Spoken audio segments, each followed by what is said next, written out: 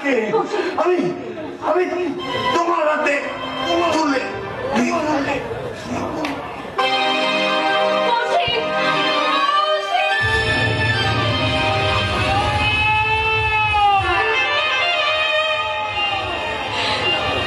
ওকে তুমি আর দেখো না দিদিমণি, মাস্টার মশাই তোমার ডাকে আর কোনদিন সাড়া দেবে না। মাস্টার মশাই তার নিজের জীবন দিয়ে এই সমাজের কাছে প্রশ্ন রেখে গেল, গরিব কেন মরে?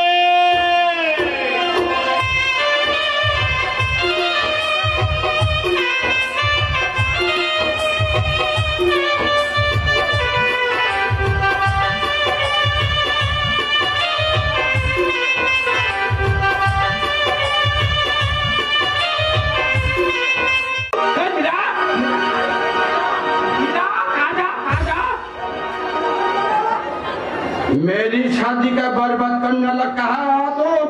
আমি করিনি, করেছে তোমার নসিব। শেঠে মুখ সামলে কথা বলবে। এতদিন তোমার অনেক অত্যাচার নীরবে সহ্য করেছি, আর কিন্তু সহ্য করব না। बहुत बहादुर मालूम होता है। বাহাদুর না হলে তোমার মতো শয়তানকে শায়েস্তা করবার ক্ষমতা আমার যথেষ্ট আছে। শাশুড়ি, শাশুড়ি, এই মুহূর্তে বাড়ি থেকে বেরিয়ে যাও। नहीं जाऊंगा, বেরিয়ে যাও। शादी करूंगा। তোমার মতো শয়তানের সঙ্গে নীরার শাদী কিছুতেই হতে পারে না। क्या होबे ना? শাশুড়ি, अरे कहा तुम?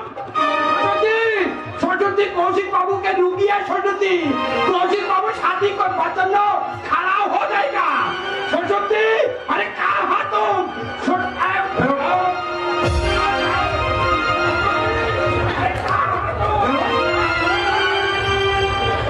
शादी करूंगा, नहीं जाऊंगा।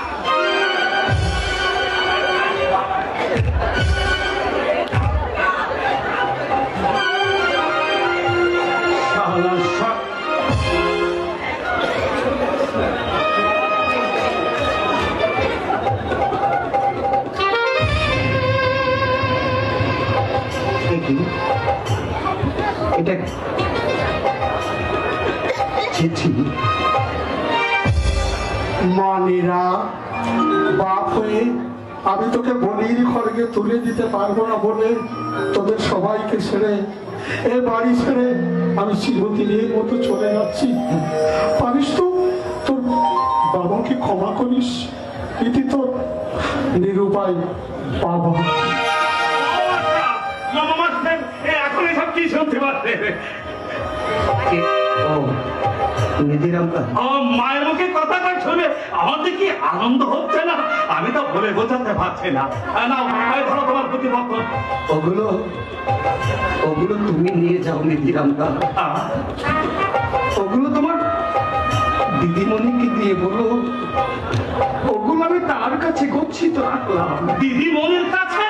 হ্যাঁ নিধিরামদা, এর মর্ম কেউ না বুঝলেও তোমার দিদিমণি বুঝবে। এগুলো হয়তো কোনোদিন ছাপার অক্ষরে প্রকাশ পাবে না, তবু ওগুলো অনাদরে ফেলে দিতে পারলাম না নিধিদা। কারণ ওর মধ্যে রয়েছে আমার অনেক চিন্তা ভাবনা, স্বপ্ন সাধনা, আমার বহু বছরের পরমায়ু।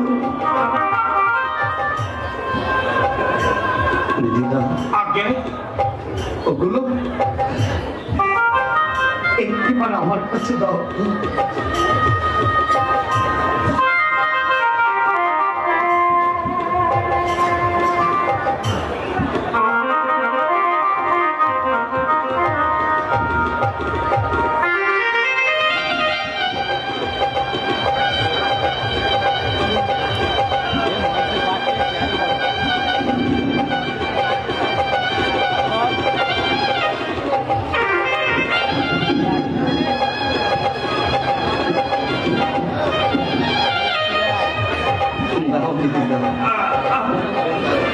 আমার বহু জন্মের স্বপ্ন সাধনা, আমার কষ্ট, আমার ত্যাগ, আমার বহু বছরের পরমায় আমি তোমার দিদিমণির কাছে গচ্ছিত রাখলাম। তোমার দিদিমণিকে বলো এগুলো যেন অনাদরে ফেলে না দেয়। কৌশিকের জীবন আমি তার কাছে দিয়ে গেলাম। এবার তুমি যাও দিদা। বিয়ে না দেখেই চলে যাবো? ওই ভগবান বেটা আমার কান্না শুনেছে বাচ্চা মশাই, তাই না এই শাড়িখানা আর ফিরিয়ে নিয়ে যেতে হলো না। কিন্তু বিয়ে বোধহয় এলাম কি আর হলো না দিদা। কেন? এই যে নীরার বাবা চিঠি লিখে গেছে, সেজন্যই বাড়ি ছেড়ে কোথায় চলে গেছে। কোথাও তা তো কিছু লিখে যায়নি। আচ্ছা বাবা, তো বিয়ে আটকাবে কেন? ওই মেয়েটাকে লগ্নভ্রষ্ট হবে। কিন্তু সম্প্রদান করবে কে? জাদুগোত্রে মিল আছে, ধম্ম সত্যে ধম্মের ভাই হয়ে আমি বলকে সম্প্রদান করবো। দিদা এই দেখো তো, আর দেরি করবেন নি তো। কই বাবা জানি অনেকে তাড়াতাড়ি সাজিয়ে নিয়ে এসো। এই দেখো হা করে আমার মুখের দিকে তাকিয়ে দেখছো কি? এসো তাড়াতাড়ি চলে এসো, তাড়াতাড়ি চলে। এখন আমি কি করি? এই চিঠির কথা এখনই নীরাকে কিছু বলা যাবে না, তাহলে সে ভীষণ কষ্ট পাবে। কিন্তু কিন্তু এখন আমি কি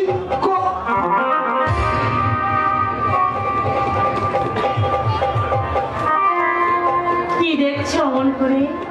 দেখছি তোমাকে আর ভাবছি কি দুঃখ, হতাশা, ব্যর্থতা, অন্ধকারে ডুবে থাকা আমার এই জীবনের সঙ্গে জড়িয়ে তোমার জীবনটা আমি ব্যর্থ করে দিলাম না তো?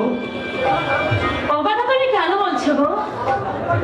আমার মতো হতভাগিনীকে করুণা করে তুমি তোমার জীবনে ঠাঁই দিয়েছো, এটাই তোমার পরম সৌভাগ্য। কিন্তু আমি যে তোমাকে কিছুই দিতে পারবো? আমি তো কিছুই চাই না তোমার কাছে। তুমি কি পারবে? তুমি কি পারবে আমার এই দীনতাকে মেনে নিয়ে সুখী হতে? আমাদের ভালোবাসার ঐশ্বর্য আমাদেরকে সুখী করবে। আমার তোমার কাছে আর কিছুই চাওয়ার নেই গো, কিছুই চাওয়ার নেই। আমি শুধু ভালোবেসে তোমার অনুপ্রেরণা হয়ে আমি তোমার কাছে থাকতে চাই। এই বাঙালি ঘরের আদর্শ বধূ হয়ে এই সংসারে আমি শান্তির প্রদীপ জ্বালাতে চাই। আমার ভালোবাসা দিয়ে হাজার বছর ধরে আমি তোমাকে শক্ত করে বেঁধে রাখতে চাই আমার জীবনের সঙ্গে। তুমি আর আমি কাহিনী হব এই বাংলার ঘরে ঘরে, মিলন বিরহে পাশাপাশি রব হাজার বছর ধরে, হাজার বছর ধরে। আমি তোমাকে হারালে অবিরাম হবে ভরসা, দু চোখের ভরসা। তুমি সুতোয় বেঁধেছ শাপলার ফুল, নাকি তোমার মন? তুমি সুতোয় বেঁধেছ শাপলার ফুল, নাকি তোমার মন? আমি জীবন বেঁধেছি, মরণ বেঁধেছি, ভালোবেসে সারাক্ষণ, ভালোবেসে সারাক্ষণ। তুমি সুতোয় বেঁধেছ শাপলার ফুল, নাকি তোমার মন?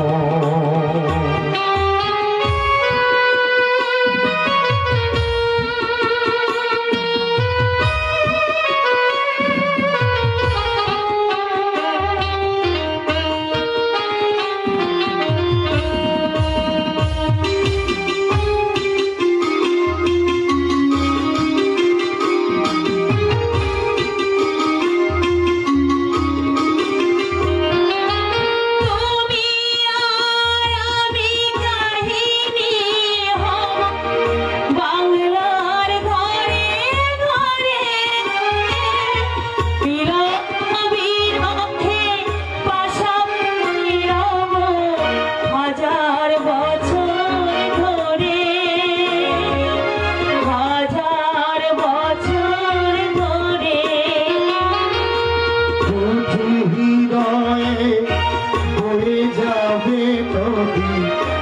নাও জান ভাটি আকাশে বাতাসে ধ্বনিত হবে এই প্রেম চির খাটি এই প্রেম চির খাটি আমি তোমাকে হারালে অবিরাম হবে দু চোখে ভরসা, দু চোখে ভরসা। তুমি সুতো বেঁধেছ শাপলার ফুল নাকি তোমার মন? আমি জীবন বেঁধেছি, মরণ বেঁধেছি, ভালোবেসে সারাক্ষণ, ভালোবেসে সারাক্ষণ। তুমি সুতো বেঁধেছ শাপলার ফুল নাকি তোমার মন? তুমি সুতোয় বেঁধেছ শাপলার ফুল নাকি তোমার মন? হ্যালো, অনেক দুঃখ। একটু ভরে দেন বাসন দিদি, একটু মাঝে যান। সম্মানিত দর্শক শ্রোতা ভাই বোন বন্ধু, আপনারা উপভোগ করছেন অন্ধকার রজনী যাত্রাপালা গরিব কেন মরে। কিংবদন্তি গায়িকা নায়িকা বাসন্তী সাহার অভিনয় সন্তুষ্ট হয়ে ইঞ্জিনিয়ার দিদিকে 1000 টাকা পুরস্কৃত করলেন। অনেক দুঃখ, হতাশা, যন্ত্রণার, ব্যর্থতার মাঝখান দিয়ে অবশেষে বিয়ে হলো কৌশিক এবং মীরা। সুচেতা চলে গেল প্রদোষ চৌধুরীর ঘরে। কি হবে তাদের ভবিষ্যৎ পরিণতি? এই ব্যর্থতা কাটিয়ে দুঃখের অমানিসা পার হয়ে কৌশিক মীরাকে পারবে সুখের জীবন গড়তে, নাকি দুঃখের করাল গ্রাস তাদেরকে তাদের জীবনকে ছিন্ন বিচ্ছিন্ন করে ফেলবে? চলুন এত সব প্রশ্নের উত্তর খুঁজতে 100 বছর পরের ঘটনায়। আজ থেকে 10 বছর পরে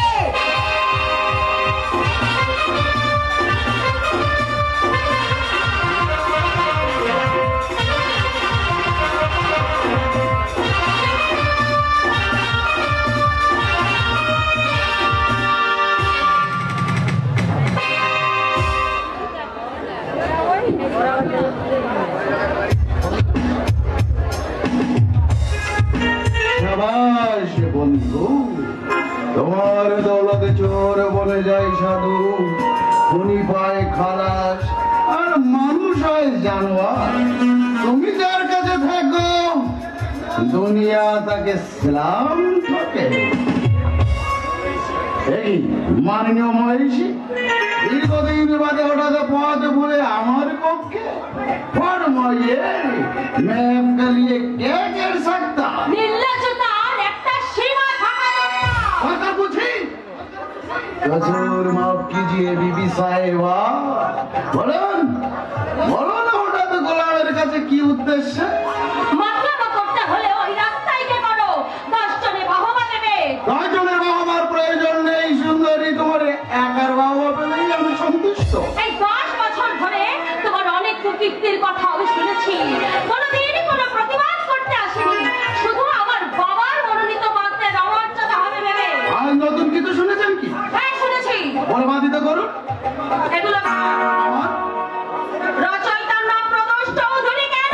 ওইগুলো লিখেছে প্রদোষ চৌধুরী, আর নাম হবে কি অন্য জনে? তুমি লিখেছ মিথ্যাবাদী প্রবঞ্চক কৌশিকের রচনা চুরি করে নিজের নামে প্রকাশ করতে তোমার বিবেকে একটু বাঁচল না?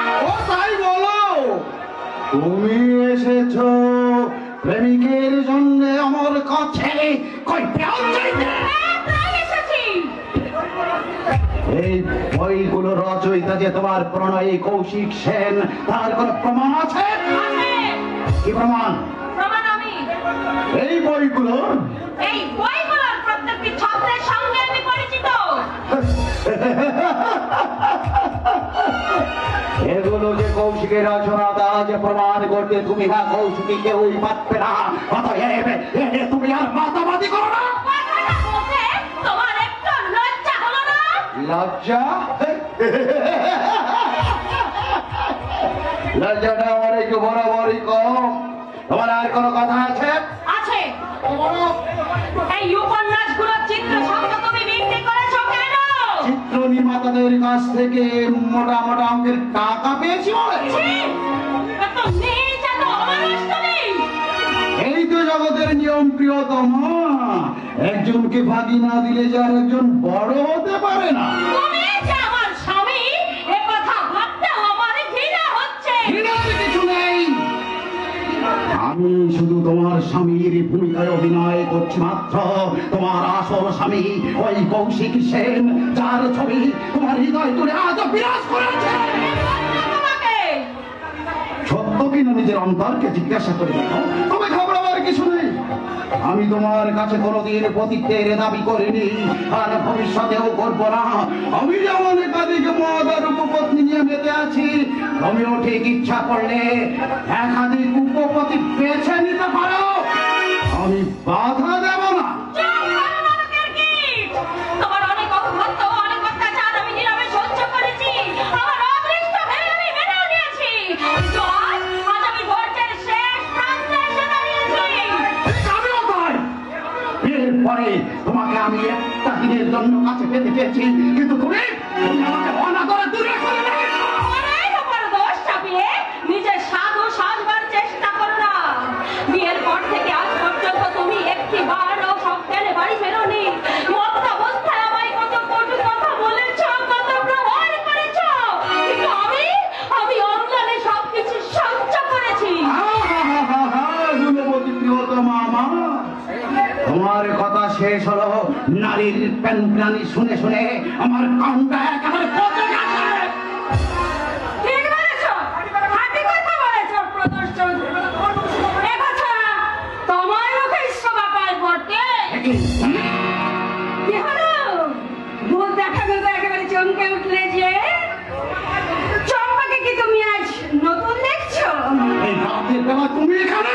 রাতের বেলাতেই তো আমাদের প্রাণ সরস হয়ে ওঠে। তুমিও তো বেশ তৈরি হয়ে আছে দেখছি।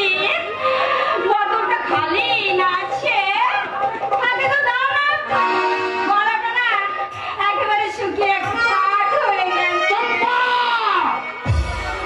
তুমি তো ইদানিং ডুমুরের ফুল হয়ে গেছো।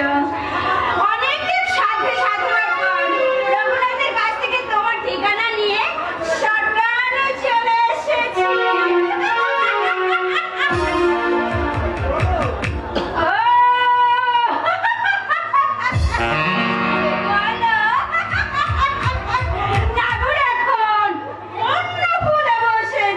কি বলছো? তোমার বিবাহিতা স্ত্রী সুচেতা লোকের কাছে তো তুমি একদিন আমাকে স্ত্রী বলে পরিচয় দিয়েছিলে। কে তুমি? এই সব মানুষের খেলার বস্তু। ভালো করে চেয়ে না তোমার দিকে। কত শত পুরুষের পদচিহ্ন আমার এই সারা দেহে টিপের মতো চেপে আছে। প্রথম যে পদচিহ্নটি দেখছো সেটি কার জানো? আমার এই নাগরে। না, ও যাবে না। ওর কথা আমি শুনতে চাই। যথেষ্ট করে যখন তোমাকেও স্ত্রী বলে পরিচয় দিয়েছে, তখন সেদিনের আর বেশি দেরি নেই। সেদিন তুমিও এমনি করে আমার মতো সিগারেট টানতে টানতে, মদ খেয়ে টলতে টলতে এসে হাজির হবে। আমার নাগরে এ বিষয়ে খুব হাত জ্বলছে। কেন এসেছো এখানে? এমন বেরসিকের মতো কথা বলছো কেন? আমার কথা উত্তর দাও, কেন এসেছো এখানে? জানো তো আমরা মধুমক্ষিকা, এখানে মধু সেখানে আমরা। আজ তুমি কত বড় সাহিত্যিক, সারা দেশ জুড়ে তোমার নাম। তোমার দেখা নিয়ে সিনেমা হচ্ছে। চম্পা! দাও না গো, দাও না।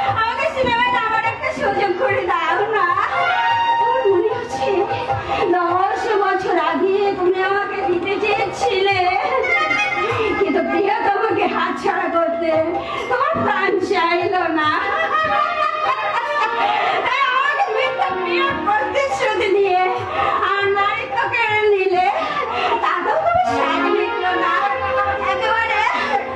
একেবারে পাকাপাকি ভাবে বহন করে দিলে ওই গুণী কালয়ে। তুমি আগে কত ভালোবাসো। আর অনুমতি দিয়ে তুমি বাড়িতে এসেছ, জানো এ বাড়ির একটা মর্যাদা আছে। মর্যাদা বুঝে আমার নেই? ছলনায় প্রতারণায় তুমি আমার চরম সর্বনাশ করে আজ মর্যাদা দেখাচ্ছ। আমার মতো সংসারে স্বপ্ন ছিল না, স্বামী পুত্রের প্রেম ভালোবাসা পেতে আমার নারী মন বুঝে উন্মুখ হয়েছিল না। সাথে শান্ত জীবনের দাবি নিয়ে আমি বুঝে সংসারে আসিনি।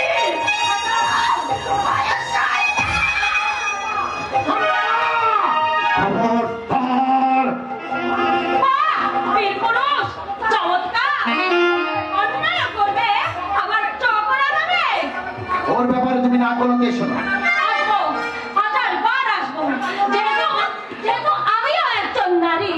জবাব দাও বলছি। একের পর এক জীবন নিয়ে ছিনিমিনি খেলার অধিকার তোমায় কে দিয়েছে?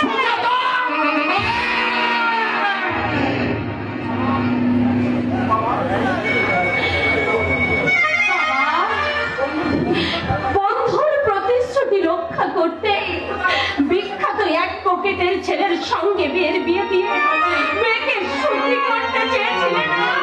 10 বছর ধরে তো মেয়ের সুখ দেখছো বাবা। আজ একটু ভালো করে দেখে তোমার নয়ন দুটো তুমি সার্থক করো বাবা। তোমার নয়ন দুটো তুমি সার্থক করো।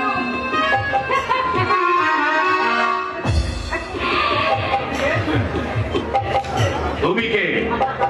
আপনার জামাই শিকার। তুমি মদ খেয়েছো? মদ না খেলে নাগর নারায় চায়। নাগর? আপনাদের সাহিত্যিক জামাই। তুমি যাবে কিনা চম্পা? যাচ্ছি। দাঁড়াও, আরে তোমার মুখোশটা খুলে নিয়ে যাই। আমাকে দুঃখের সাগরে ডুবিয়ে তুমি সুখের সাগরে ভাসবে, এটা তো হবে না বন্ধু। মরে গেছে। তুমি চম্পাকে হত্যা করেছো। তোমারই জন্যে চম্পা যে স্বামী পেল না, সংসার পেল না, সন্তান পেল না। কেন চম্পা দুঃখের আধারে মুখ ঢেকে বেড়ায়? কেন চম্পা যে সমাজের বুকে বার বনিতা? তুমি গণিতা? আপনার জামাটার অনুভব এখানে তুমি কেন এসেছো? এসেছিলাম প্রদর্শিষ্যকে একটা বোঝাপড়া করতে। কিন্তু বোঝাপড়ার যোগ্য স্থান এটা নয়, তাই আমি ফিরে যাচ্ছি।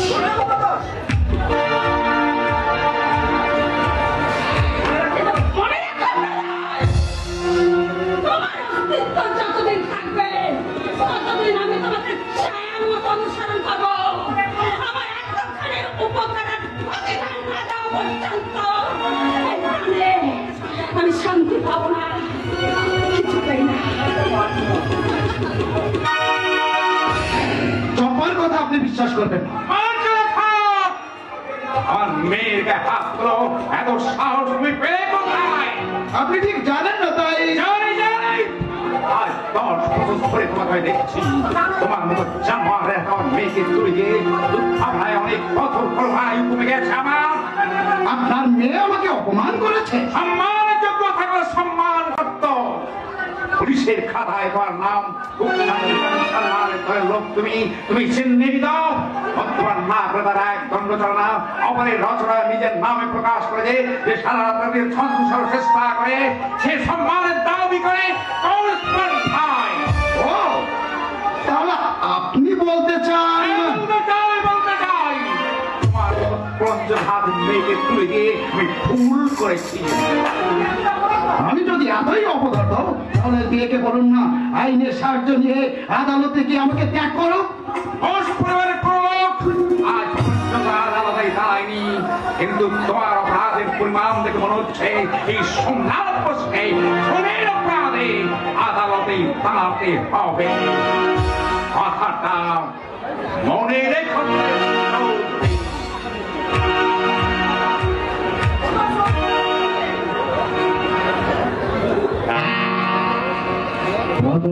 চৌধুরীর এক পুষ্টিতে তুমি ঘাত হয়ে পড়বে, সোমনাথ ঘাত হয়ে পড়বে,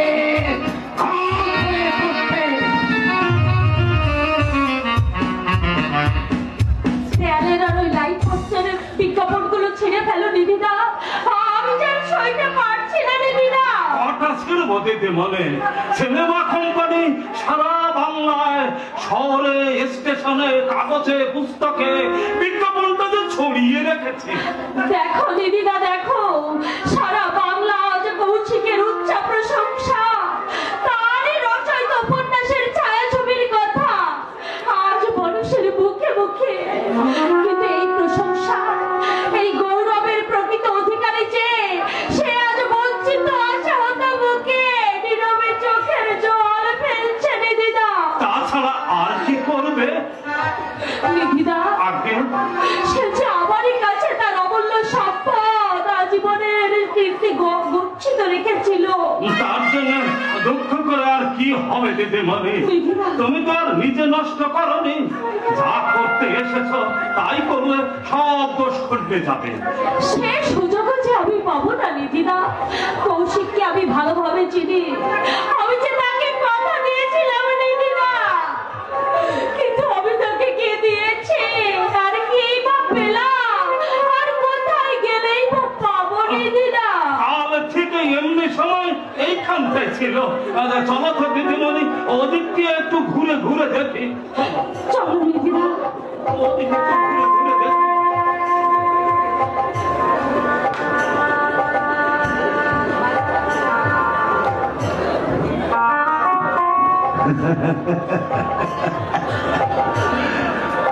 গরিব কেন মরে? রচনায় প্রদোষ চৌধুরী।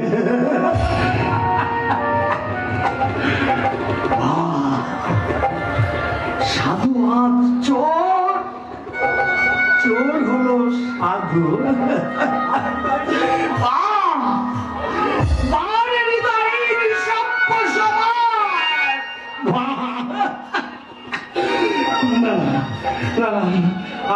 আমাকে এখন এসব ভাবলে চলবে না, আমাকে আমাকে যে এটা বলে নিয়ে যেতেই হবে।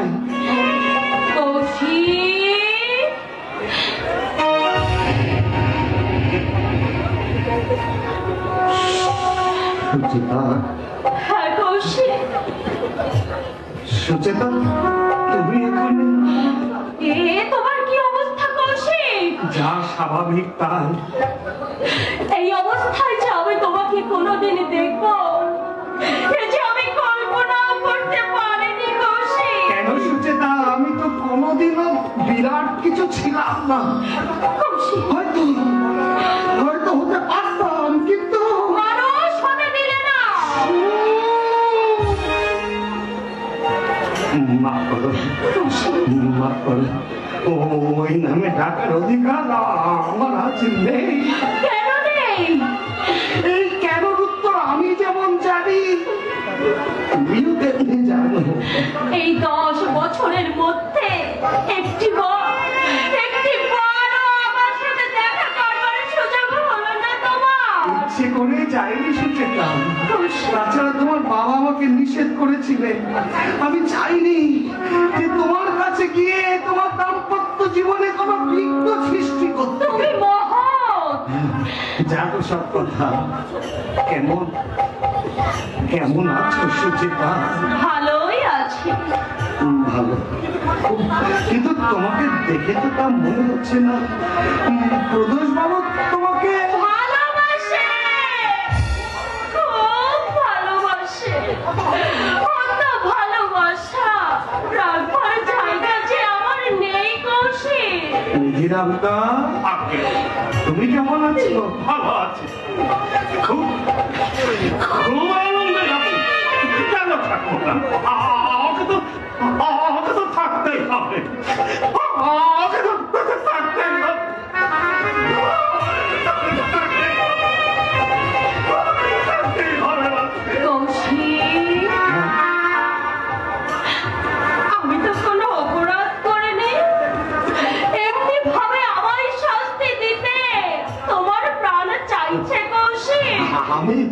আমি তোমাকে শাস্তি দিচ্ছি।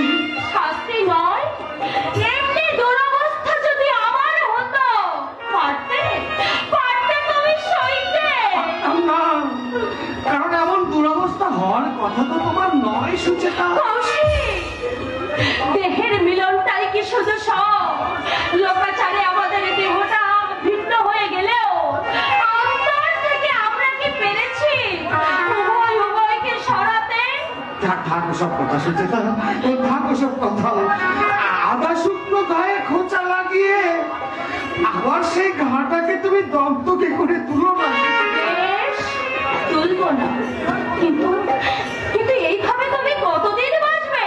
যতদিন আয়ু থাকবে। তোমার মার ছেলে বউ কোথায়? ওই গান্ধী রোডের ফুটপাতে। অবাক হলে সুচেতা, অবাক হওয়ার কিচ্ছু নেই। আমার মতো কত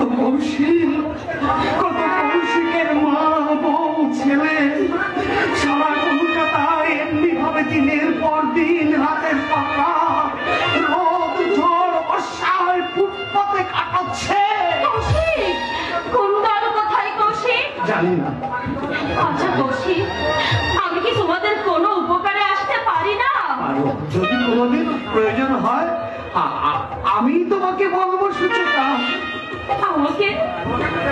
আমাকে তুমি একটা প্রায়শ্চিত্তের সুযোগ দেবে কৌশিক? কি সেই প্রায়শ্চিত্ত? আমার স্বামীর স্বার্থে প্রতারণা করে, চুরি করে তোমার রচয়িত উপন্যাসগুলো নিজের নামে প্রকাশ করেছে। শুধু তাই নয় কৌশিক, ৪৫,০০০ টাকায় তোমার ৩খানি উপন্যাসের চিত্র শব্দ সে বিক্রিও করেছে। একটা বড় অন্যায় তুমি নীরবে সহ্য করবে কৌশিক? সইতাম না সু, যদি প্রকাশ বাবু তোমার স্বামী না হতে। আমার স্বামী বলে আমার যদি অপরাধ তুমি ক্ষমা করবে কৌশিক? ক্ষমা না করলে যে তুমি কষ্ট পাবে। কি করে বুঝলে? প্রত্যেক মেয়েরাই তা পায়। তোমার এই মহত্ব কি বুঝবে কৌশিক? তুমি বুঝবে সুচেতা। কৌশিক, জানি না মহত্ব আমার মধ্যে আছে কিনা, তবে সুচেতা ওই ক্ষমা শব্দটার মধ্যেই কিন্তু মহত্ব নিহিত থাকে। তুমি ক্ষমা করলেও আমি যে শান্তি পাচ্ছি না কৌশিক। তুষের আগুনের মতো আমার দেহটা পুড়ে ছাই হয়ে যাচ্ছে। চাওয়ার অধিকার যখন আমার ছিল তখন আমি তোমার কাছে কিছু চাইনি, শুধু আজ শুধু একটা প্রায়শ্চিত্তের সুযোগ চাইছি। বলো। তোমার রচয়িত উপন্যাসগুলোর মাধ্যমে আমার স্বামী যে টাকাটা পেয়েছে সেই টাকা ন্যায়ত ধর্মত তোমার প্রাপ্য। আমি সেই টাকাটা যে তোমায় দিতে এসেছি। না, না, শুধু টাকাই আমার প্রাপ্য নয়, প্রাপ্য আরো ছিল নাম, যশ, পরিচিতি, স্বীকৃতি। তা থেকে যখন বঞ্চিত হলাম তখন ওই সামান্য কটা টাকা নিয়ে আমি আমার সাধক সত্তার মৃত্যু ঘটাতে পারবো না। সামান্য টাকা নয়, সামান্য সেই পাওনার কাছে পাওনা অতি তুচ্ছ, অতি নগণ্য, অতি ঘৃণিত। কৌশিক অবুঝ হয়ে না এই অবস্থায়। আমি জানি টাকা দিয়ে তুমি আমার দারিদ্রতাকে উপহাস করতে এসেছো। না না, আমাকে তুমি ভুল বুঝো না কৌশিক। সে মনোভাব নিয়ে যে আমি আসিনি। এসেছো। তোমরা সব পারো, তোমাদের মতো বড় লোকরা সব পারে, আমাদের মতো করতে।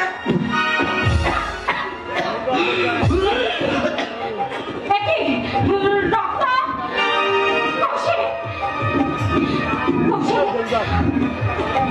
কৌশিক, রক্ত? না না, এত তাড়াতাড়ি কেন? এত তাড়াতাড়ি কেন? তাহলে কে দেখবে? কে দেখবে আমার মা, আমার বউ, আমার ছেলেকে? আমি ছাড়া তাদের যে আর কেউ নেই।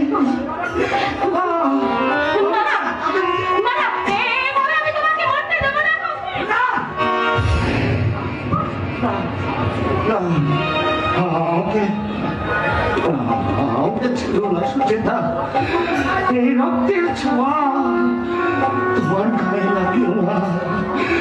এ বড় সর্বনেশে রোজ। সুচেতা,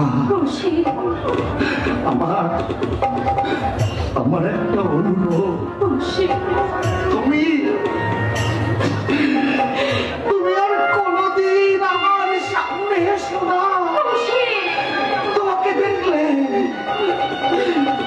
দেখলে আমি যেন কেমন হয়ে যাই। এই দেখো না, আমার মুখের দিকে চেয়ে কটা প্রাণী বসে আছে। আমি না গেলে তাদের যে খাওয়া হবে না। আর আমি তোমার সঙ্গে এখানে দাঁড়িয়ে গল্প করছি। আমি যাই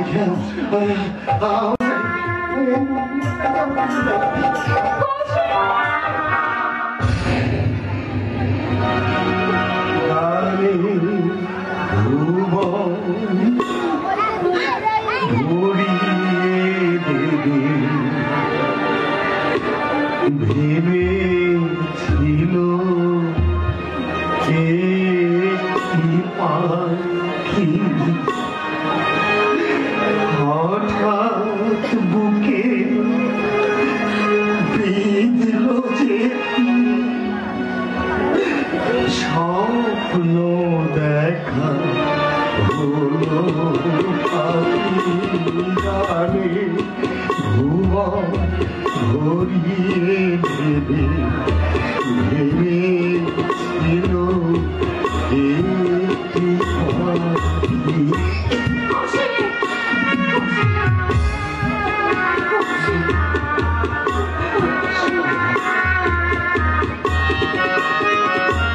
তাই গান শোনাতে কণ্ঠকে তাই গান শোনাতে কণ্ঠকে তারে হাসি মুখে যেতে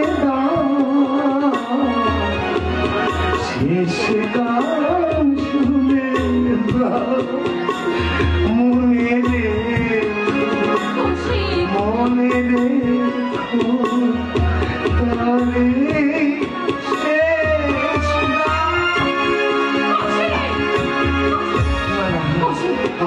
আমাকে যেতে দাও সুচেতা, আমাকে আর বাধা দিও না। এই মনটা না নিয়ে গেলে আমি যে টাকা পাবো না, আর আমি টাকা নিয়ে না গেলে আমার বৃদ্ধা মা, আমার স্ত্রী, আমার ছোট্ট শিশুরা যে খেতে পাবে না। আমাকে যত কষ্টই হোক আমাকে এই মনটা নিয়ে যেতে হবে। আমাকে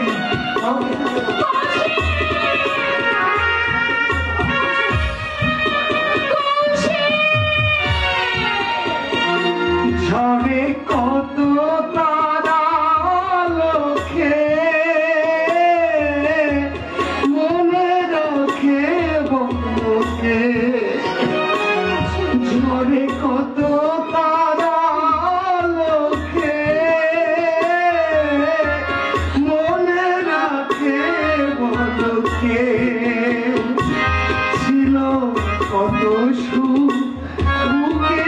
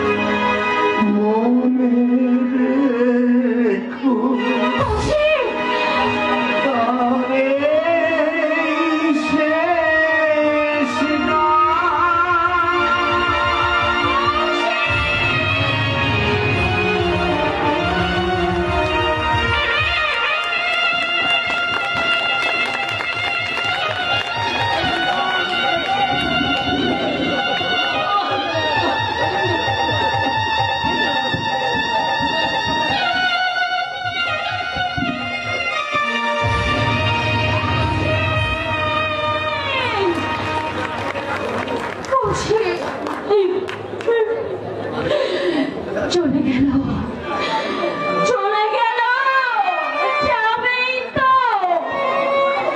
হতভাগিনী সুচেতাকে ওই ভগবান যে সব দিক থেকে বঞ্চিত করে পাঠিয়েছে। সারা জীবন তাকে বঞ্চনার আঘাতে ক্ষত বিক্ষত হতে হবে, ক্ষত বিক্ষত হতে হবে। বাবা শুধু শুধু আমায় বকলো। পাগল ছেলে, শুধু শুধু হবে কেন? তোর বাবার যেমন অসুখ আসে, ওই সর্বনাশা রোগের ছোঁয়া তোর গায়ে লাগে, তাই তোকে বকেছে। কি হয়েছে বাবা? বাবার মুখ দিয়ে রক্ত উঠে কেন মা? কেন যে ওঠে সে কথা আমি তোকে কেমন করে বোঝাবো রে সজল? মানুষের নিষ্ঠুরতার আঘাতে তোর বাবার ভিতরটা যে একেবারে ক্ষত বিক্ষত হয়ে গেছে রে সজল। সেই ক্ষতের সার দিয়ে আজ ঝলকে ঝলকে রক্ত হচ্ছে। তুমি কাঁদছো কেন মা? কাঁদছি কেন? তুই কি শুধু আমাকে কাঁদতেই দেখিস? এই তো আমি হাসছি, এই তো আমি হাসছি। কাঁদছো না যদি, তবে তোমার চোখে জল কেন মা? জল আসবে না? আমরা যেবার সর্বহারা হব রে সজল। তাই আমাদের কপাল ভেঙে দিতে ওই ভগবান তার দূত পাঠিয়েছে। কেঁদো না মা, আমি থাকতে তোমাদের ভয় কি? আমি ভগবানকে বলবো, ভগবান তোমাদের দুধকে ফিরিয়ে নাও।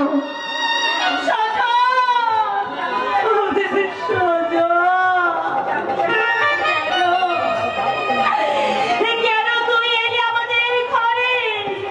কিছু পারলাম না রে বাবা। কেন দাও তো?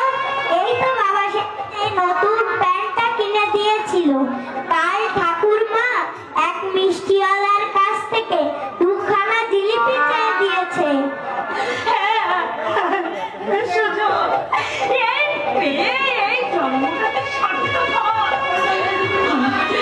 বড় জন্মে এই দুঃখিনীর ঘরে আর তুই আসিস না বাবা, আর তুই আসিস না।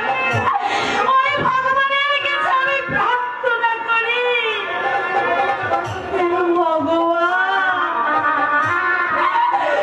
বড় জন্মে কোনো বড় লোকের ঘরে যেন তোকে পাঠায়। বড় লোকদের বুঝি অনেক টাকা?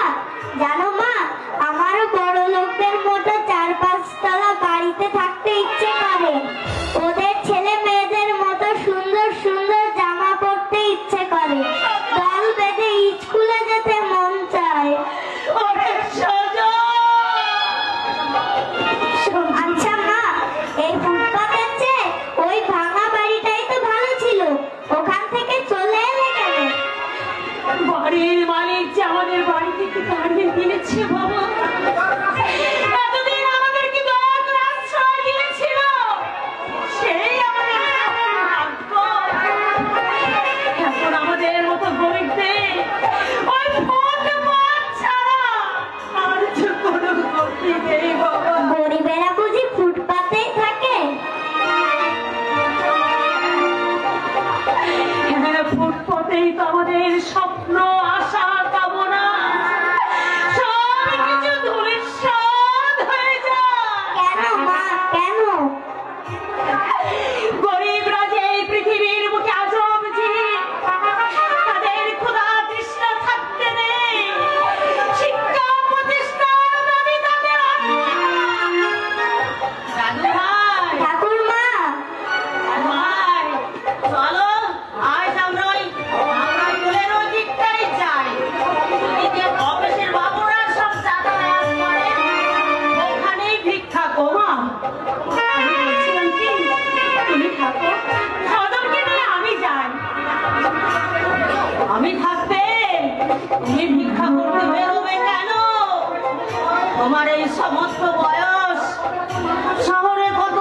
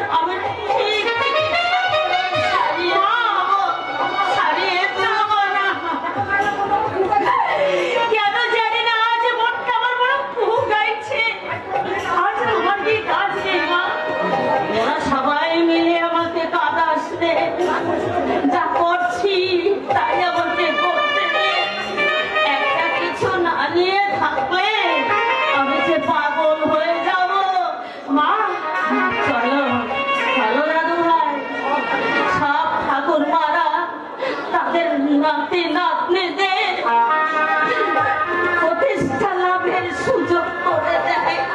আর আমি তোমার কাঁধে ভিক্ষারি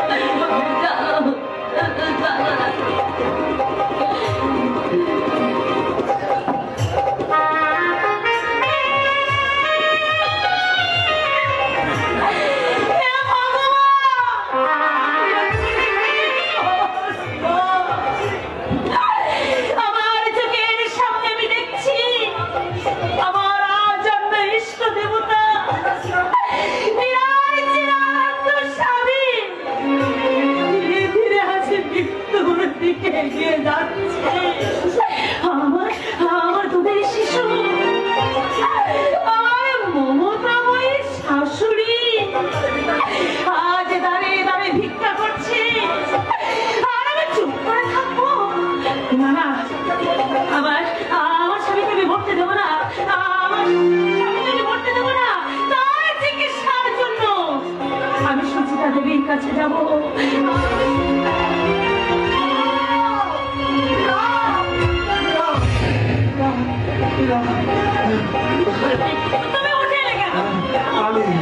কালি পুড়িয়ে গেছে না, কালি চাই, একটু কালি চাই। অসুস্থ অবস্থায় তুমি হবে না, আমায় যে লিখতেই হবে।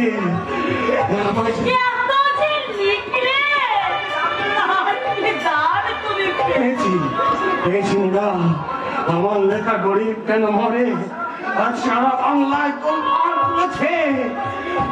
চৌধুরী প্রতারণা করলেও আমি তো জানি আমারই লেখা। আমার উপন্যাস যারা পড়বে, আমার ছায়াছবি যারা দেখবে, তারা মানুষের জন্য একটু ভাববেনি না। তাই যতক্ষণ বেঁচে আছি মানুষের মঙ্গলের জন্য, মানুষের মনোবল আমাকে যে লিখতেই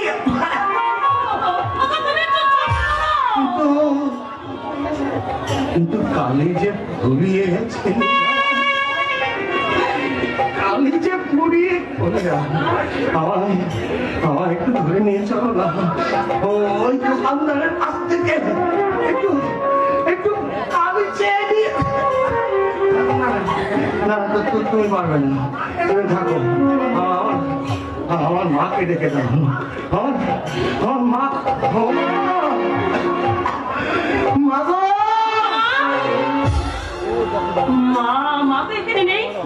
মা কোথায় গেছে? মায়ের জন্য তুমি পেও না, সদার সঙ্গে আছে। সে তো বুঝলাম, কিন্তু মা এখন গেল কোথায়? কোথায় গেছে? মানে এখনই এসে যাও। তুমি যেন কি বলতে চেয়েও বলতে পারছো না। বলো না আমার মা কোথায়?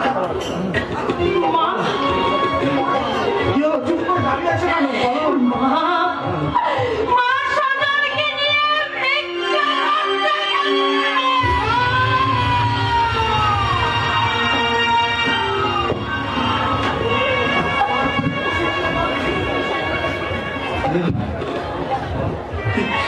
কি বললে? আমার মা মানে কৌশিক সেনের মা গেছে ভিক্ষে করতে। কেন যেতে দিলে? কেন যেতে দিলে না? কেন আমার মাকে? আমি কি মরে গেছি? আমার বুড়ো মা আমার কচি ছেলেটা ভিক্ষে করে আনবে, আর আমি মা আনন্দে বসে বসে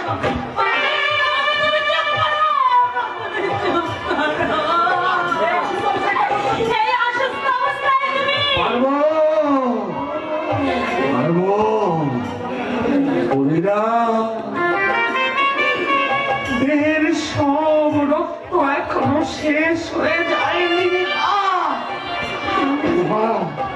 আমার মা ছেলে ভিক্ষে করে আনবে, আর আমি তাই বসে।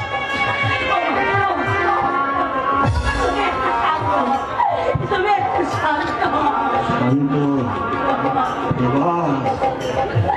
এবার বুঝি একেবারে শান্ত হয়ে যাবো না।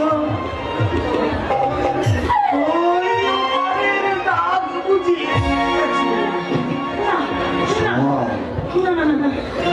সব শেষ হয়ে গেল নীরব। কৌশিক সেনের সব শেষ হয়ে গেল। ঝড়ের প্রচন্ড আঘাতে আমার সব ভেঙে চুরমার হয়ে গেল। ঝড়ের হাওয়া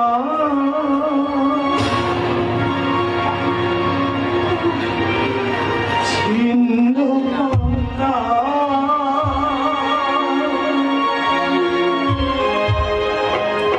কোথা হতে কোথাও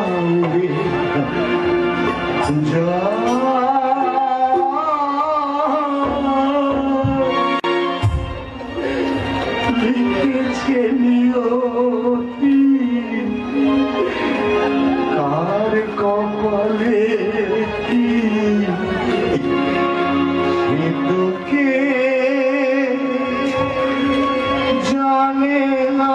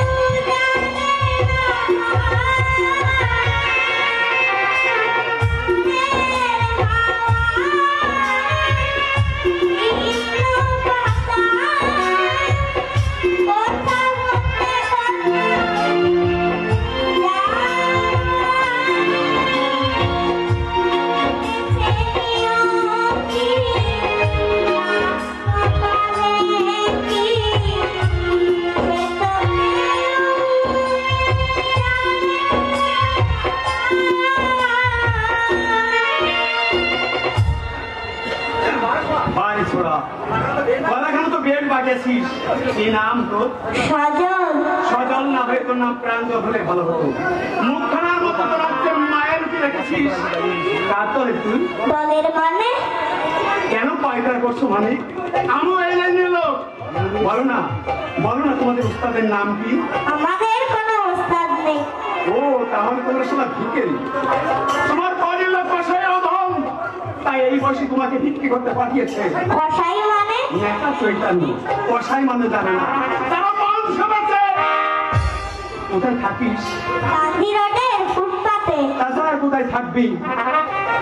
তোর কে কে আছে?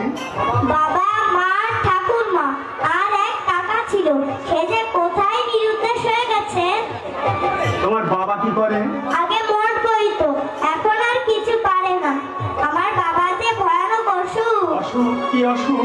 মুখ দিয়ে রক্ত ওঠে। গরিবের মুখ দিয়ে রক্ত উঠবে নাকি মুক্ত উঠবে? তোমার বাবার নাম কি? কৌশিক সেন। কি বলে? কৌশিক সেন? তুমি আমার দাদা?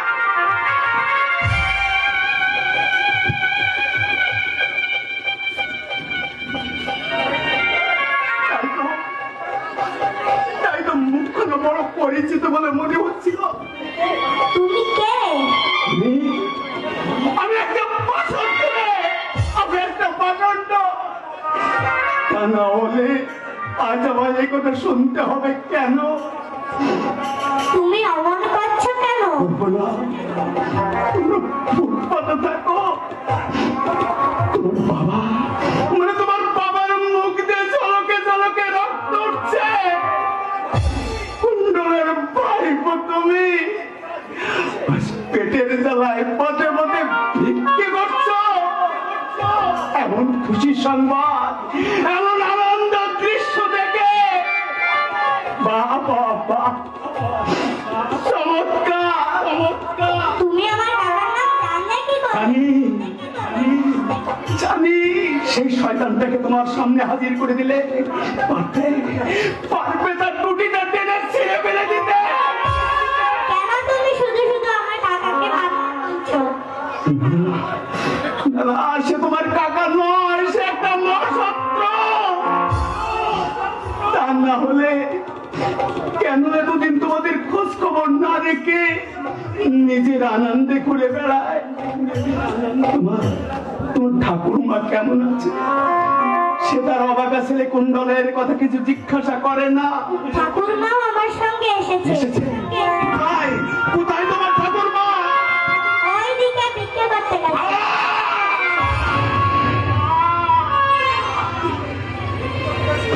কে করতে গেছে? কৌশিক কুণ্ডলের নয় যে পথে পথে ভিক্ষে করছে। আর কি খুশির খবর। আমার ঠাকুরমাকে তুমি চেনো? চিনি। দেখবে তাকে? দেখবো নিজের চোখে আমি আমার মাকে। আমি পালাই। শোনো, তোমার ঠাকুরমাকে বলো কুণ্ডল মানুষ হতে পারেনি, তাই সে চিরকালে হারিয়ে গেছে। তুমি কে? তোমাকে বড় আপনজন মনে হচ্ছে। আপন বলে মনে করো না, আমি তোমাদের কেউ নই। আমি তোমাদের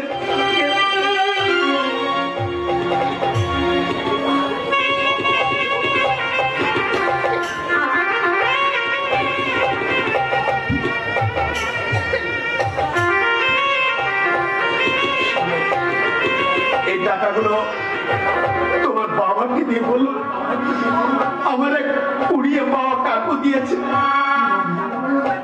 তুমি এত টাকা আমায় দিচ্ছ? তুমি কত ভালো।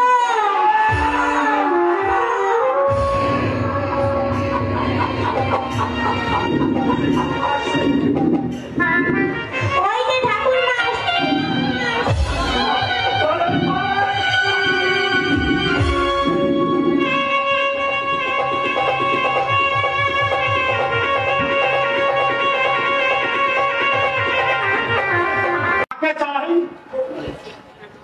কে তুমি?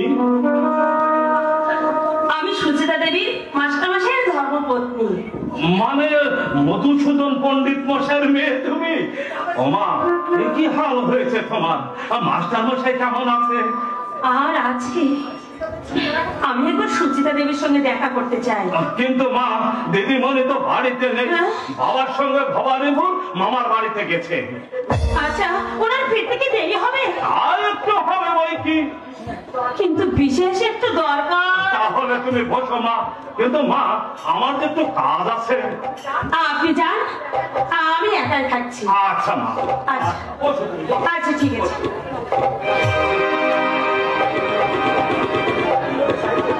আচ্ছা, আমি কি বলে চাইবো? যদি আমাকে বিমুখ করে ফিরিয়ে দেয়, তাহলে তাহলে কেমন করে আমি ওকে বাঁচাবো? ওকে সারিয়ে তুলতে না পারলে, ওগো ভগবান, আমার এই প্রাণ দিয়ে তুমি আমার স্বামীর প্রাণে ভিক্ষা দাও। চেষ্টা করে কিছুতেই আমি মানে আপনাকে মানে সুচিতা দেবীকে যিনি প্রাইভেট পড়াতেন, আমি তার ধর্মপত্নী। ও কৌশিক বাবুর স্ত্রী আপনি? নমস্কার। নমস্কার। বাইরে কেন, বাড়ির মধ্যে চলুন না। না না, এখানে বেশ আছি। আর শুনছিলাম কৌশিক বাবুর অসুখ কেমন, তিনি? ভালো নেই, আজ কদিন যেমন খুব বাড়াবাড়ি। তাই তার চিকিৎসার জন্য আমি সাহায্য চাইতে এসেছি। বহুবার সাহায্য করতে চেয়েছেন, কিন্তু আমার স্বামী হাত পেতে নেননি। কিন্তু কিন্তু আজ আমি আমার স্বামীকে লুকিয়ে আমি হাত করতে এসেছি। বিপদে সংকোচ ডেকে আনে। তাছাড়া সুচিতার কাছে কোন রূপ সংকোচ রাখা উচিত নয়, কারণ আমি জানি কৌশিক বাবুকে সুচিতা কতখানি শ্রদ্ধা করে এবং ভালোবাসে। আপনার পরিচয়? আমি সুচিতার প্রতি আপনজন, ও, সেই হিসাবে আমার একটা কর্তব্য আছে। আচ্ছা আচ্ছা, আপনি আপনি মহৎ। একটু দরদ দিয়ে যদি আপনাদের মতো দুই একজন এগিয়ে আসে, তাহলে একটা অমূল্য জীবন আপনার শেষ হয়ে যেত না। সুচিতার ফিরতে অনেক দেরি হবে। আপাতত আমি কিছু টাকা দিচ্ছি, তাই নিয়ে কৌশিক বাবুর চিকিৎসা শুরু করুন।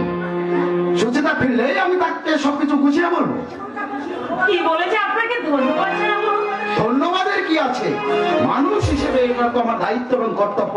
তাছাড়া টাকার অভাবে কৌশিক বাবু বিনা চিকিৎসায় মারা যাবেন, না না, তা হতে পারে না। আসুন আসুন আমার সঙ্গে। বেশ, চলুন।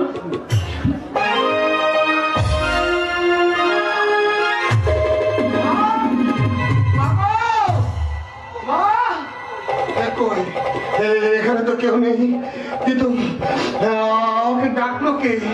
আমি স্পষ্ট শুনলাম আমার মা আমাকে কৌশিক কৌশিক বলে ডাকলো। মা, মা গো!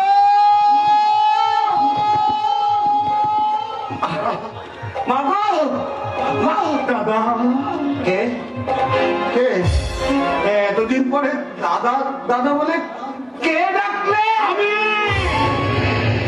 আমি কুণ্ডল কুণ্ডল কুণ্ডল কুণ্ডল কুণ্ডল আমার স্নেহের ছোট ভাই কুণ্ডল, তুই এসেছিস ভাই, এসেছিস। তুই সত্যি তো দাদার কাছে এসেছিস। এতদিন পরে তোরা দাদার কথা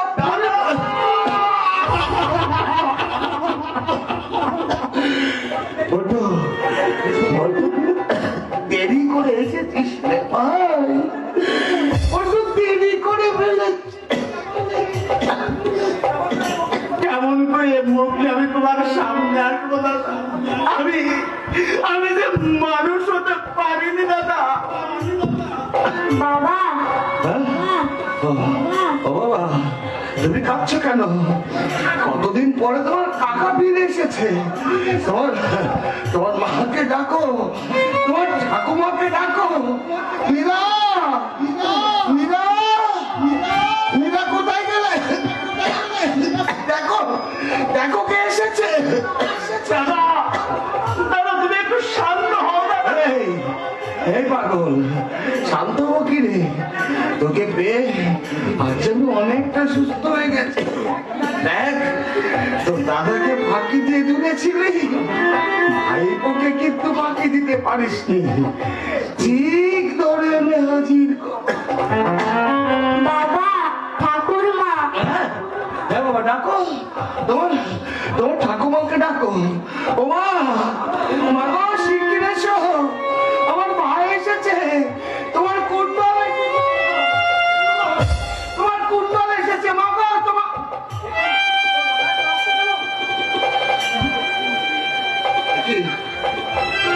কুণ্ডল,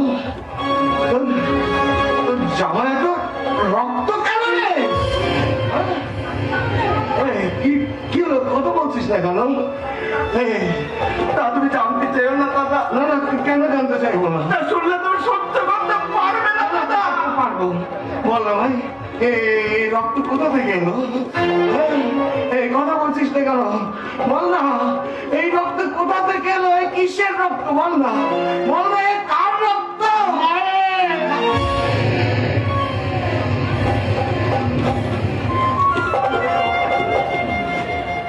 এই কুণ্ডল, কুণ্ডল, এই মায়ের রক্ত মানে কি হয়েছে আমার মায়ের?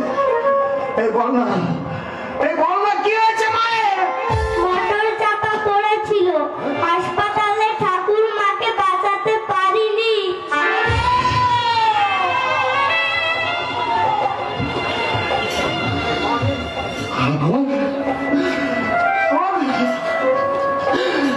আমার মান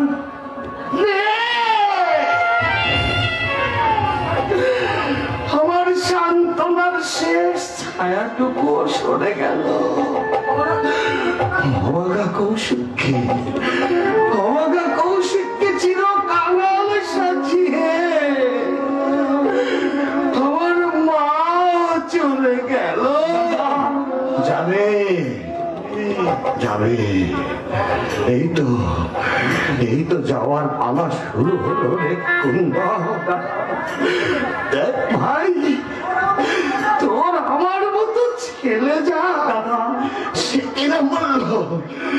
কিনা মরল ভিক্ষে করতে গিয়ে মোটর চাপ।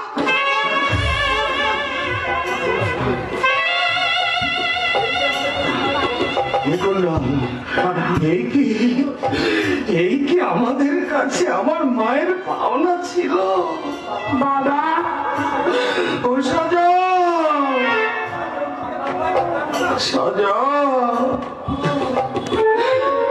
আর কেউ তোমাকে দাদু ভাই বলে ডাকবে না গো বাবা। আর কেউ তোমাকে রূপ কথার গল্প বলে কেঁদো না দাদা, কেঁদো না। এই তো আমাদের মতো গরিবদের জীবন। স্বাভাবিক সুযোগ পায় না বলে আমাদের শিক্ষা সাধনা রুক্ষ কঠিন পাথরের মাথা খুঁড়ে মরে। আমাদের পুত্র পরিবার অনাহারে অর্ধাহারে তিলে তিলে নিঃশেষ হয়ে যায়, তিলে তিলে মরে।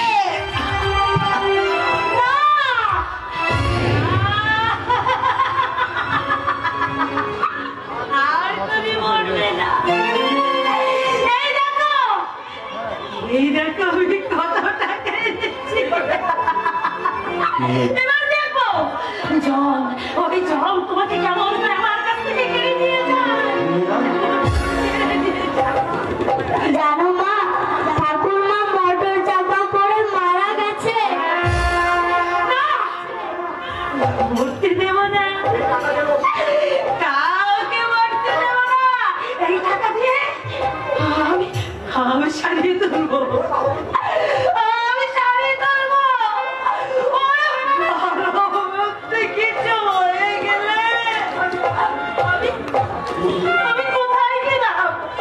আমি কোথায় গিয়ে দাঁড়াবো? আমার নাবালক দুধের ছেলেটা, আমার নাবালক দুধের ছেলে, ওরে কি করতে হবে?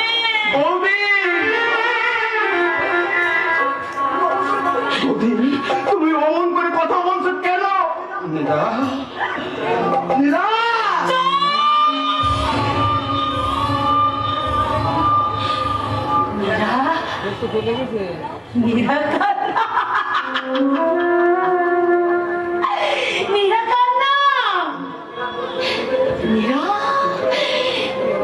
কলঙ্কের নিচে তলিয়ে গেছে।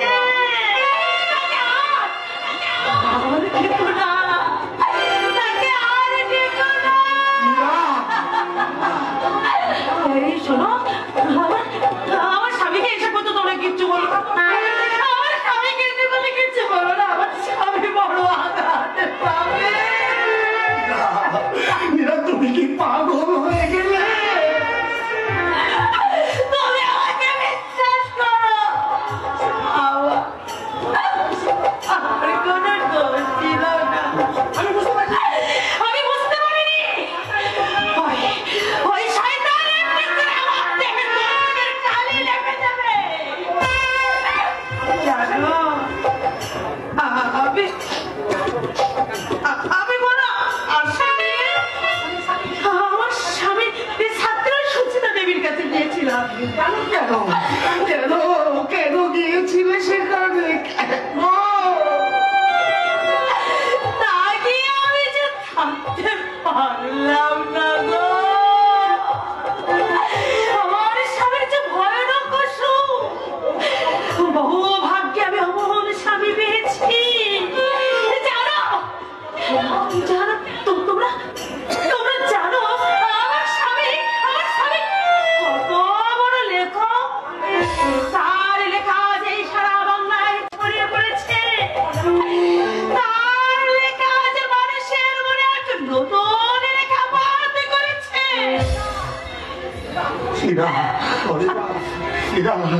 আমার দিকে তাকিয়ে দেখো, তুমি এমন কেন করছো?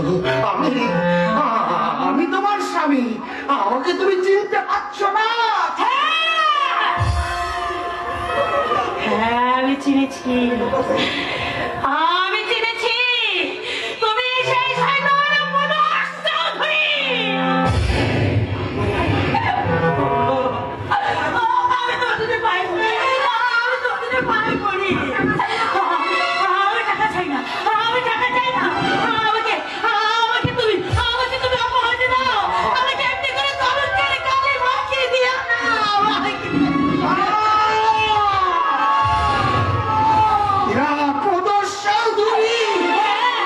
শয়তান প্রদোষ চৌধুরী, আর তোমার পাচা হলো না। কুণ্ডল যে পথ আমি নেমে গেছিলাম, মায়ের মৃত্যু আমাকে সেই পথ থেকে এনেছিল, কিন্তু আজ বহুদিন পর এই নৃত্য এলাম শোনা আবার আমাকে সেই পথে ঠেলে দিচ্ছে। দাদা আবার আমাকে সেই পথে ঠেলে দিচ্ছে শয়তান প্রদোষ চৌধুরী। আর বহুদিন পর এই নৃত্য এলাম শোনার প্রতিশোধ আমি নেবই।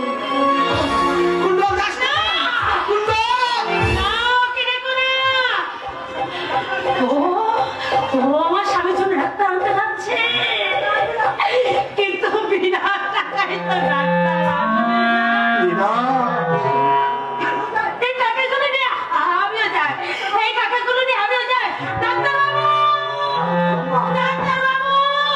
আমি আমার স্বামীকে ছেড়ে দিতে হবে। আমি আসছি ডাক্তারবাবু।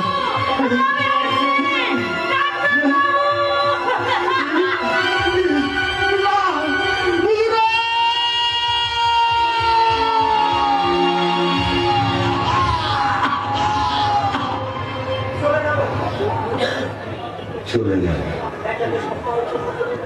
একে একে সবাই। তোমরা চলে গেলে সবাই। মা কোথায় চলে গেল বাবা? চিরদিনের মতো অন্ধকারে হারিয়ে গেল রে বাবা। এবার এবার আমিও যাব। মা কবে আসবে বাবা? আসবে না রে মালিক, তোর মার কোনদিন আসবে না রে বাবা। তবে আমি কার কাছে থাকবো? তাই তো, তুমি কার কাছে থাকবে বাবা? কৌশিকের অস্তিত্ব আমি কার কাছে করছি তা রেখে যাও, আমি কার কাছে করছি। বাবা সময় বড্ড দ্রুত বেগে শেষ হয়ে যাচ্ছে। বাবা বাবা আমার হাত ধরে তুমি একটু নিয়ে যেতে পারবে না? তোমাকে একটা নিশ্চিন্ত আশ্রয় রেখে যেতে না পারলে আমি আমি আমি যে পরে গিয়েও শান্তি পাবো না। বাবা তুমি কোথায় যাবে বাবা? আমি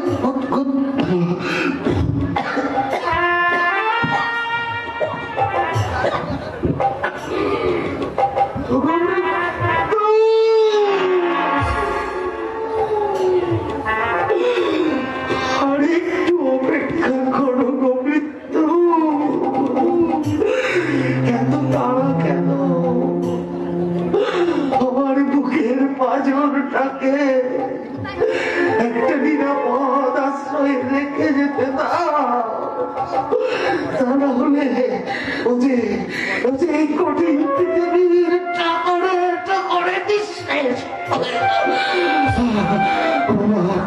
বাবা আমার হাত ধরে একটু নিয়ে চলো না বাবা,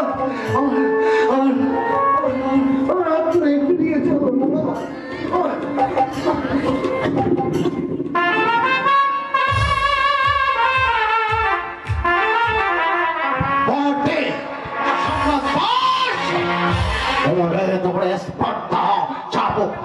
তুমি আমাকে বাড়ি থেকে কুকুরের মতো তাড়িয়ে দাও। আমার চৌধুরী ওই বিশালের সঙ্গে আমার বন্ধুত্বটাকে জমিয়ে তাকে দিয়েই তাকে ঘায়ল করবো। শয়তান চৌধুরী জবাব দাও, জবাব দাও প্রদোষ চৌধুরী। আমার মরণ পথযাত্রী আমার দাদার সাহিত্য চাইতে আমার বৌদি সুচিতা দেবীর কাছে গিয়েছিল। বলরামপট, কেন তুমি আমার সতী লক্ষ্মী বৌদির কপালে কলঙ্কের টিপ রেখে দিয়েছ? সবই সত্য। আমাদের সংসারটা তুমি ভেঙে চুরমার করে দিয়েছ। তোমার জন্য আজ আমার দাদা মৃত্যু পথযাত্রী, তোমার জন্য আজ আমার বৌদি উন্মাদী, তোমার জন্য চম্পাদ বারবারিতা। আমি আমার সত্য স্বীকার করছি, তুমি আমাকে ক্ষমা করো ভাই। ক্ষমা? তোমা কি করবো ক্ষমা? আমার মা মরেছে, আমার দাদাও মরবে, আমার বৌদি পথে পথে পাগলের মতো ঘুরে বেড়াবে, আর সজল সারাটা জীবন চোখের জল ফেলবে। এতগুলো জীবন যার জন্য নষ্ট হলো তাকে করবো ক্ষমা? করছি ক্ষমা। পিস্তল কেন না পল্টু, পিস্তল কেন? আমার নাও তোমার অপরাধের শাস্তি।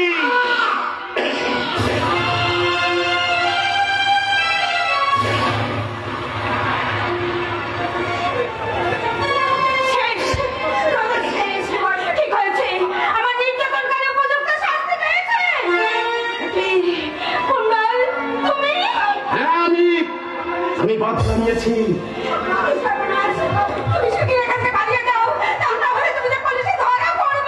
যাবো, তবে একা নয়, তোমাকে আমি সঙ্গে করে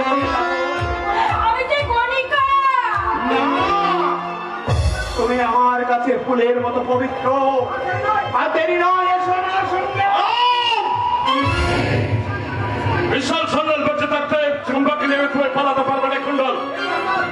চিকিৎসা অবশ্যই আমন্ত্রণ পেয়ে তার সঙ্গে বোঝাপড়া করতে এসেছিলাম, এসে দেখি সে সুযোগও তুমি রাখুনি।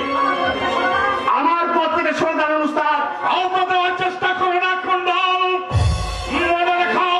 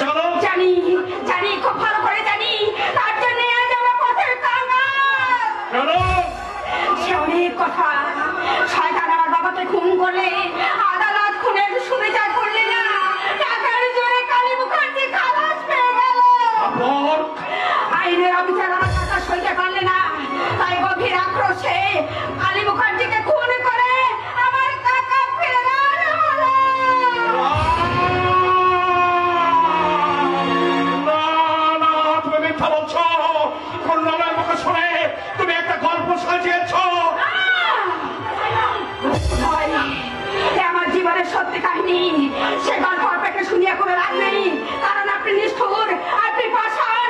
আমার সেই দুঃখের কাহিনী শুনলে আপনি দুঃখের পরিবর্তে হাসবেন। তুমি বলো আমি শুনবো, শুনবো, শুনবো। একই অস্ত্রায় দুজন ক্ষতবিক্ষত না হয়ে আমাদের যেতে দিন। জীবনা খন্ডল, তুমি বুঝতে পারছো না ঝড়ের কি তাণ্ডব লীলা শুরু হয়েছে?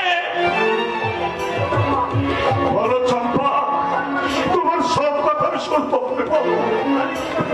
কালী মুখার্জির সঙ্গে মামলায় জমি জমা সবকিছু বন্ধ করলো, টাকাও ফেরার হলো, সংসার আর চলে না। তারপর আমার ভাই আর আমি তখন ছোট, নিরুপায় হয়ে মা আমাদের নিয়ে কলকাতায় চলে এলো। পরের বাড়িতে বাসন মেজে কোনো রকমে আমাদের সংসারটা চলছিল। ধীরে ধীরে আমরা বড় হয়ে উঠলাম। আমার ভাই তাপস অবশেষে ট্রেনে হকারি করতে লাগলো। আমি এমএসএ থিয়েটারে কোনো রকমের নাটক করে সংসার চালাচ্ছিলাম। হঠাৎ একদিন আমার ভাই তাপস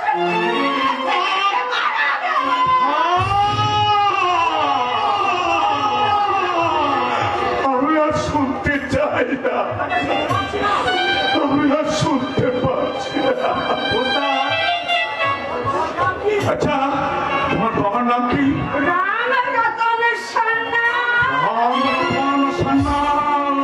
তাই বুঝি সেদিন তোমাকে দেখে আমি চমকে উঠেছিলাম। মনে হচ্ছিল বুক মাথা অবস্থায় বৌদি আমার সামনে দাঁড়িয়ে আছে।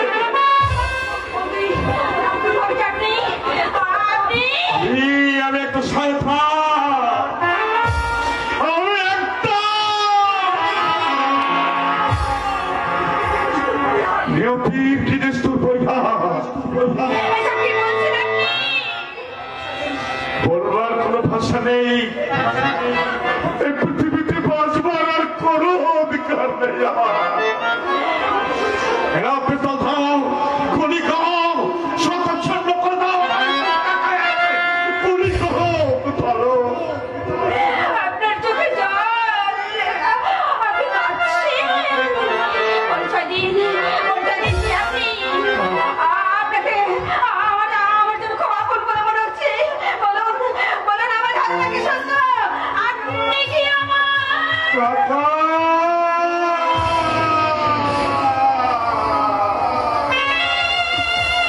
আমি তোর হাত লাগবো।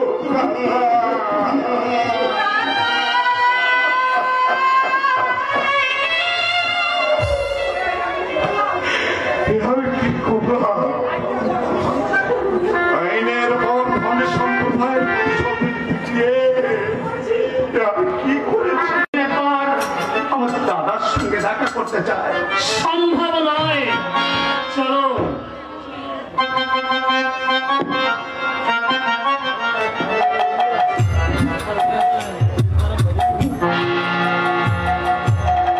আর হাঁটতে পারছি না বাবা। আর হাঁটতে হবে না মানে আমরা এসে গেছি।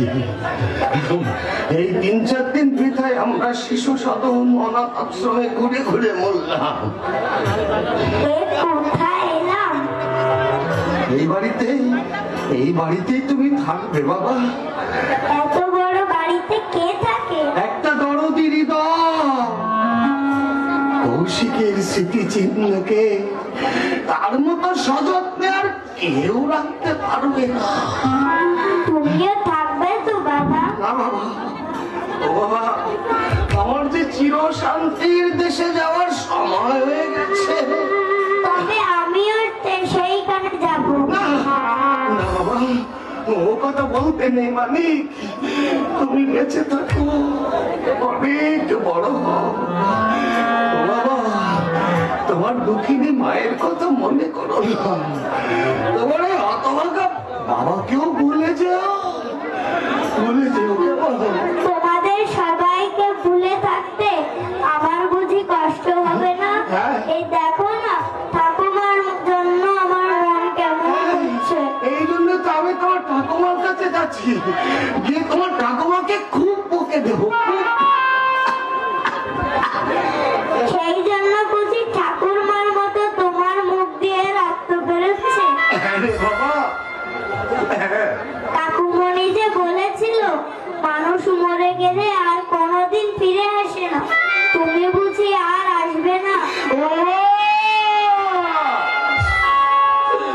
এত প্রশ্ন করিস রে বাড়ি, তোর প্রশ্ন ওই ভগবানকে করিস, তিনি এর উত্তর দেবে।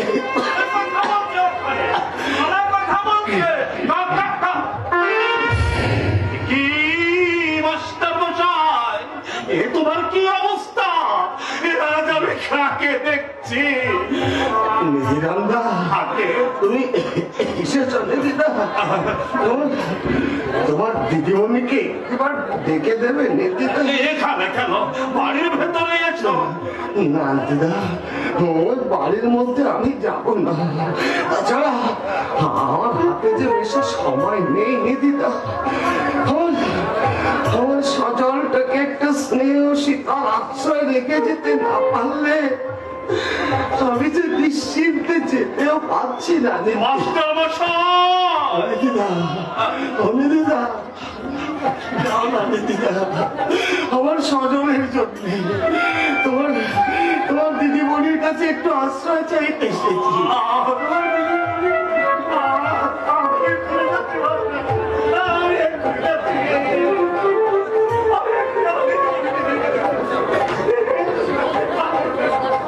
দিদা, তোমার দিদিমণিকে আমি একদিন বলেছিলাম যদি কোনোদিন প্রয়োজন হয় আমি তাকে ডাকবো।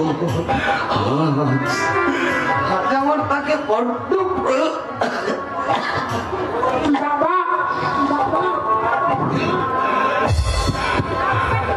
ভগবান, হে জগদীশ্বর,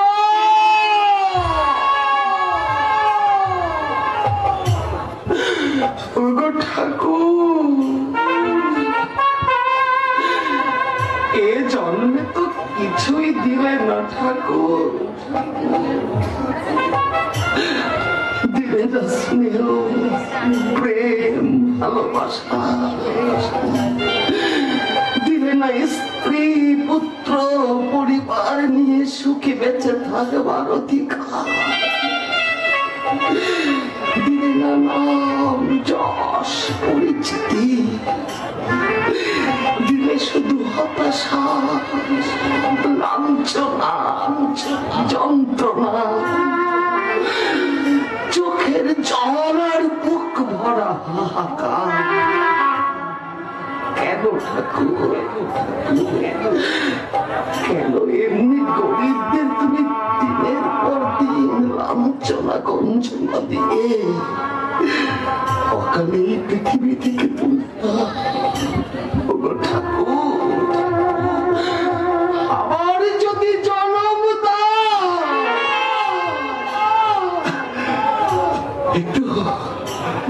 একটু সুখে বেঁচে থাকবার অধিকারটুকু দিও ঠাকুর। তোমার কাছে আর কিছু চাওয়ার নেই। এ জন্মেই গরিবের তোমার কাছে শুধু একটাই প্রার্থনা, আমার যদি পৃথিবীতে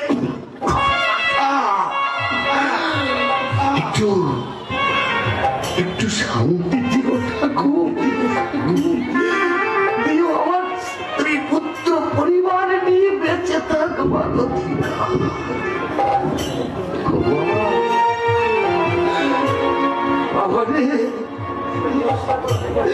শেষবারের মতো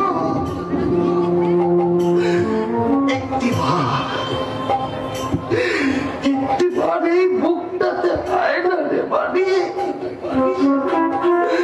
একটিবার এই বুকটাতে হয় না রে বাবা। পৃথিবীতে এলি তোকে তো আমি কিছুই দিতে পারিনি রে বাবা, আমি তো তোকে কিছুই দিতে পারিনি বাবা। আবার যদি এই পৃথিবীতে আসিস, ওই নিষ্ঠুর ভগবানকে বলিস তোকে যেন আমার মতো গরিবের ঘরে না পাঠাই রে বাবা। ওই ভগবানকে বলিস আমার মতো গরিবের ঘরে যেন না পাঠায়। কিছুই দিতে পারিনি রে মানিক, হয়তো পারতাম কিন্তু ওই বুড়ো দিদিমণি কে বাবা? দিদিমণি একটা নিরাপদ আশ্রয়, কিন্তু আসছে না কেন?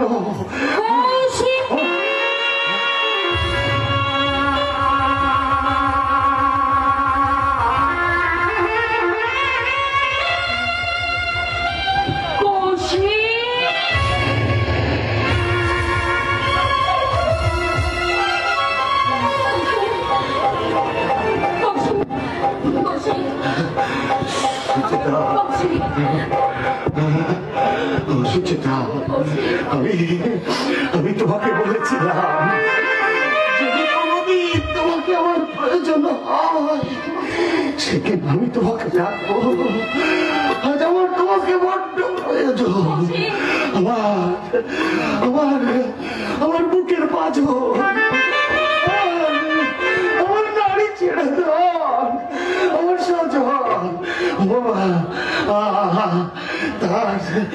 তার এই পৃথিবীতে আর কেউ রইল না।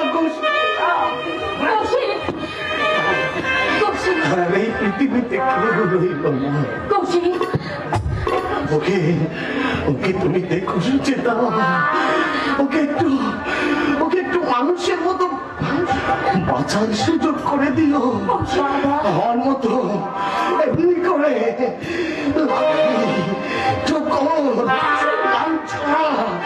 গঞ্জনা সহ্য করে তাকে যেন মরতে না হয়। ওকে আমি তোমার হাতে তুলে দিয়ে গেলাম।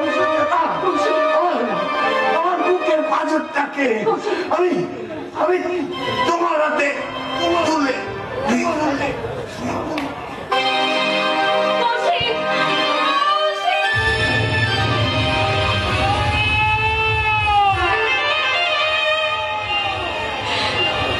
ওকে তুমি আর দেখো না দিদিমণি। মাস্টার মশাই তোমার ডাকে আর কোনোদিন সাড়া দেবে না। মাস্টার মশাই তার নিজের জীবন দিয়ে এই সমাজের কাছে প্রশ্ন রেখে গেল, গরিব